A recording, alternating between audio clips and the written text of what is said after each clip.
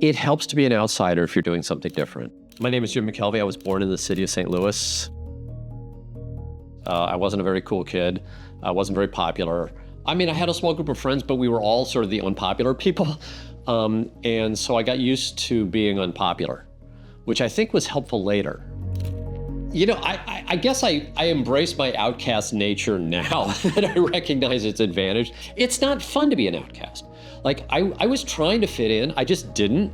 And then at some point, I'd failed so many times that I just gave up. You know, it becomes sour grapes. It's like, I don't want to be one of the cool kids. I don't want to go to that party. I don't want to do these things that everybody else is doing. And it became a badge of honor. But it wasn't like this moment where I just decided I was going to be a rebel and, you know, dress differently and stuff. It was not so much rebellion, just sort of lack of being able to keep up with the herd. I got into glassblowing because I needed money. So I took my first job with a startup right out of school, lasted a couple of months, quit because the boss was a crook. And so I woke up one morning, I was like, well, what can I do to make money? And I actually knew how to blow glass because I'd taken one class senior year of college. So I became an artist to feed myself. And I was completely unconstrained with artistic integrity. So I wasn't burdened by this need to, you know, sort of prove something. I just wanted to sell stuff. And if pink and blue matched your couch lady, I would make it for you. No questions asked. Glass is woven throughout my life. The process of making something, the process of repeating a mechanical operation and being able to try to control something that you can't touch, that's really interesting. And when I'm in the studio, I have different types of thoughts. So I often can go into the studio with a problem in some area of my life, and I'll just be working on something, and then, you know, it comes to me. And I don't know what it is about my brain that works differently in the studio, but it is profoundly different, and I really cherish it. So Square was funny because Jack came back after he was kicked out of Twitter the first time and asked me if I wanted to start a company with him. And I had worked with Jack back when he was a summer intern at my first company. And Jack and I had a good time, so we decided to get the band back together, and we were looking for an idea. I went back to St. Louis to pack up my stuff, and when I was back in my studio, I got a call from a lady who wanted to buy a piece of glass, but she could only pay for it with an Amex card, and we don't take Amex at my studio. So I lost this sale, and I was really angry. And then I realized that I had my iPhone in my hand, and my attitude towards my iPhone was that it should magically turn into this thing that I wanted, like it turns into a map or a book or a TV, but it wouldn't turn into a credit card machine. And so I called Jack on the iPhone, and I was like, man, I know what we gotta do. I wanna turn my phone into a credit card machine so I don't lose further sales. And that was it. And we didn't realize it was going to be that hard. It's tough if you're doing something where there's no model, where you don't get to copy, and you run up against a problem. The first time any human does anything, that person is unqualified. Like the Wright brothers, first pilots in the air. They weren't qualified pilots. Nobody knew how to fly a plane. So don't think that qualification is your excuse for quitting. Because if you're really doing innovation correctly, meaningful innovation, you will not be qualified. What in my background allowed me to keep going stubbornly when other people would quit? Part of that's insecurity. So my mother was a dynamic, vibrant, fun, in-your-face New Yorker. Okay. Then mom got depressed, and I saw this vibrant lady just sort of collapse inside herself. And I always felt like there was something I could do because mom and I were alike and I could kind of feel it. But I didn't because, you know, at the time I was very young.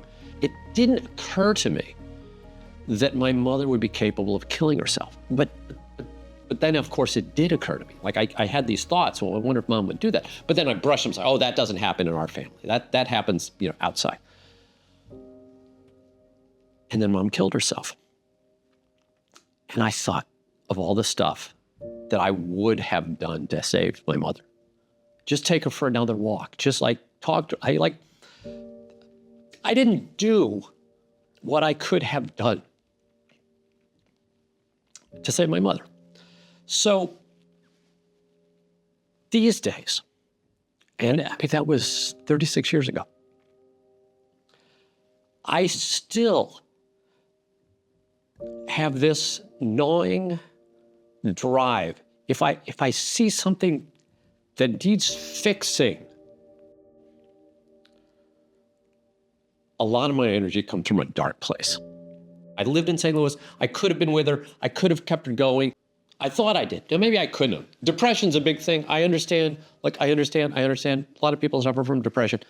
If she'd held on a couple more years, we would have had antidepressants that are now wonderful and could have cured her. Like if I had just had the tenacity and the arrogance that I have now, back then, my mom might still be alive today.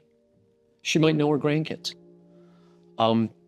So when I see a problem that rises to the level of something that I want to solve, that's where a lot of the energy comes from. It's this idea that my inaction has real consequences.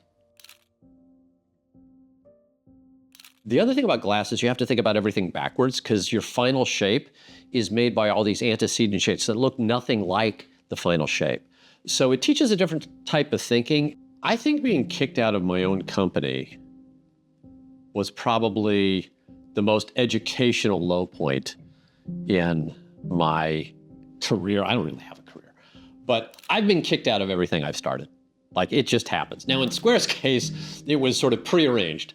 Jack was going to be CEO. I was going to stick around long enough to get stuff working and then probably head out the door. But the first time it happened, I'd started the company and had this idea that, I was going to be the CEO, whatever that meant, and that I was going to be the boss and the leader. And it turns out I kind of suck at that. I'm actually pretty good at building new things.